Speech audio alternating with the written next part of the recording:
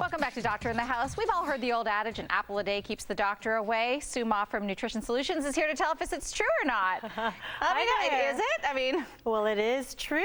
We're good to talk about apples. Oh, you can't say that because you know what? On this show, let me just tell you, if it was an apple a day keeps the doctor away, Dr. Day would be very upset about that. But it actually is good for you, right? They're really good for us. I mean, apples contain fiber, they're fat-free, it contains vitamin C and potassium. But the best part about the apples is the fiber in the skin.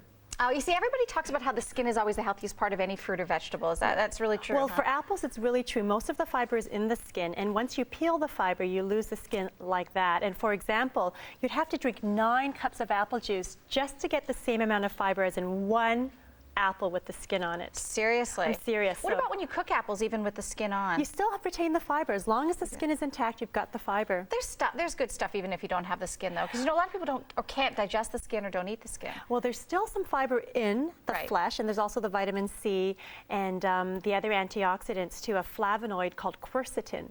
It's found in the skin and also in the flesh, and we know that people who eat a lot of this quercetin type of antioxidant seem to have a lower risk of heart disease. Interesting. Well, they taste great too. What about the core and the seeds? Any nutritional value in those? Not with the seeds. With the core, we're getting the vitamin C, some potassium, and maybe some folate too. Anybody eat the core?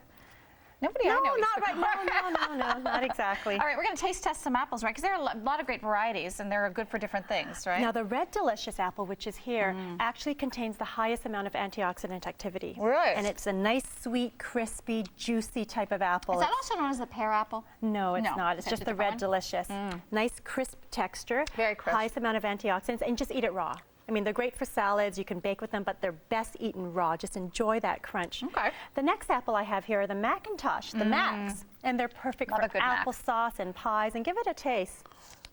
It's so much softer. A little more softer and a little more tart. Exactly. Wow. So, woohoo, what a difference, You know, it's right? so funny when you just eat one apple and you don't taste test them, you don't realize how different they are. But when you compare them together. The consistency is different. Exactly, and the texture. What makes them so good for baking? Well, it's just because of the tartness, and when you add the sugar and the other ingredients to the pie or to the applesauce, it just blends beautifully. Okay. Now, another apple that I brought in is the Golden Delicious, and it's not as sweet as the Red Delicious if you give it a little taste, but it's not as tart as the Mac. It's in the middle. It's sort of in the middle, isn't it? Yeah, it's one of my favorites too. You know, that'd be a good one for kids if you don't want to hit them too hard with anything tart. Exactly, and it's an all-purpose apple, so you can use it for baking, for pies, for sauce, or just eating as a snack. How should you store your apples? Oh, that's a great question. Put them in the fridge in a perforated bag. Never leave them at room temperature because they ripen 10 times faster. So why a perforated bag though? Well, just to let it breathe. Could you just leave them like in the crisper? You could leave them in the crisper. They release a gas called ethylene, which is fine. There's nothing wrong with that.